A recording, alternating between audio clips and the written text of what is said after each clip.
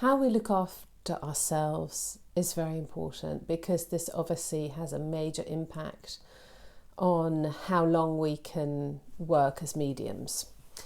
When I first started, I was absolutely amazed to see that a lot of mediums smoked very heavily. That was in my day. It's probably hopefully changed now. And also some of them either didn't eat at all or they really overate. But they, generally speaking, a lot of them, not all of them, were not able to look after themselves. And I think that came from the idea that somehow if we're working with spirit, that we're going to always be taken care of, that the healing takes place, we don't have to worry about our bodies, and that somehow, miraculously, because we're doing this kind of work, we are going to be exempt from any kind of medical problems. The problem is that unless we are really boundaried with our energy, it's very easy for us to give energy away and to not actually maintain good physical health or mental health.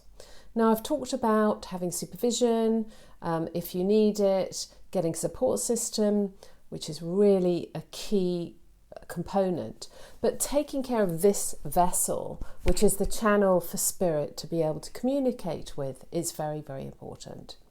So making sure that you have the right supplements, enough sleep, a balanced diet, making sure you have a healthy diet. Because the other thing is, when I talked about the price of sensitivity is sensitivity, we become more sensitive to foods as well.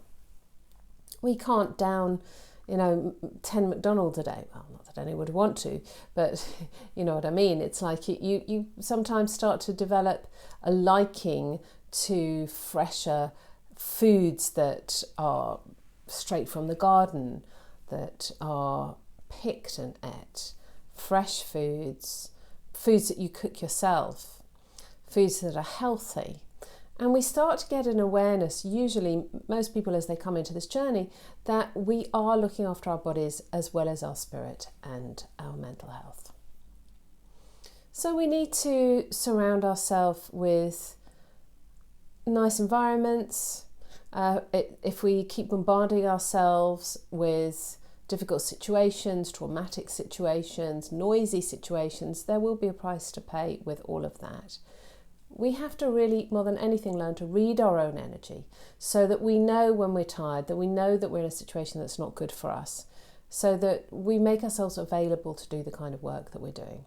There have been times in my life, and I'm sure with every other medium, that you feel like actually if you're going through some difficult times, you shouldn't be working.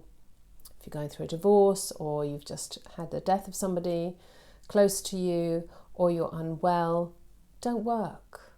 Don't work. Again, we are employees of spirit. We need to take this seriously. And I've seen too many mediums working when they shouldn't be working. They might have got to the stage where they're stagnant. And if they're really in tune and keeping on top of their development, they'll know that. And yet they keep working. We need to be true to spirit. We need to be true to ourselves. So I have a regular homeopath. Of course, I'm a homeopath, so I'm fully into that. And I speak to him every month, and it's a wonderful experience, because with homeopathy, you don't just go in like a doctor for a few minutes and you're out again. You have usually a longer session to really explore your health, and you often get nutritional advice and such like. I also have a cranial osteopath that I go to sometimes if I need any kind of mechanical work. I have an acupuncturist if there's any additional energy stagnation that I need shifting, as well as having the homeopathy if I need it. And I have a very good support network of friends, and if necessary, I know who to go to professionally if I ever need that. And having been a counsellor, I've had many years of counselling experience, so I can recognise if I'm in a traumatic situation where I may need help, who to go to, and I'm not ashamed or proud to do that, too proud to do that. So in terms of energy, I just wanted to touch on that a little bit, because when we're working in an unfamiliar vibration to our normal existence, which is spirit, it is not this world. it is the spirit world.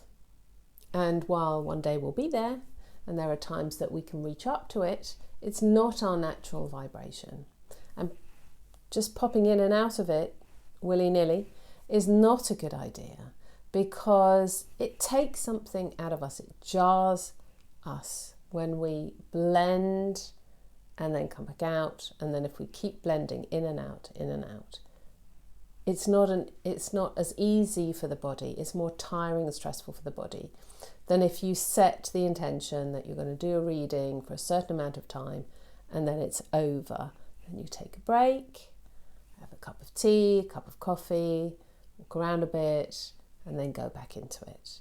But if you have a client, for example, that says, oh, and just one more thing, can you connect with such and such, and you've already come out of it, it's not a good idea to go back in. You've done it, you've done your job, and that's it.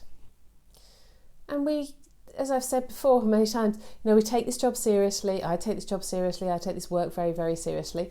And we have to respect the energy as well. I mean, it makes us very hungry doing this kind of work, because when you connect with spirit, I don't know why, but you just tend to get hungry. Some of us do anyway. Maybe it's just me.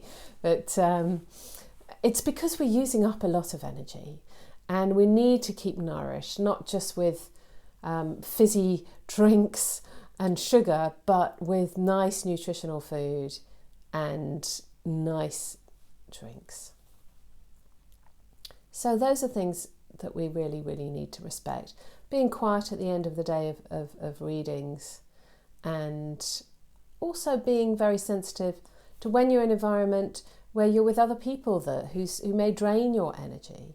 If you feel drained by the client that you're sitting with, just pay attention to that. Come back to spirit, give it to spirit, step aside in your mind, let spirit do the work, let the spirit do the healing. Don't give any more than you actually are able to do. There are many ways to take care of yourself. These are just a few. And hopefully, if you're in this kind of development, if you're in this kind of work, and it is a journey, it's not something that just you just drop into and do it for 6 months and have a laugh and leave. It's not. This is a very serious thing. I must have said that 100 times, but it's true. So, you have the opportunities, and many opportunities, to meet different healers, to meet different teachers. Get as much nourishment in as you're giving out. If you balance that equation, you can't go wrong.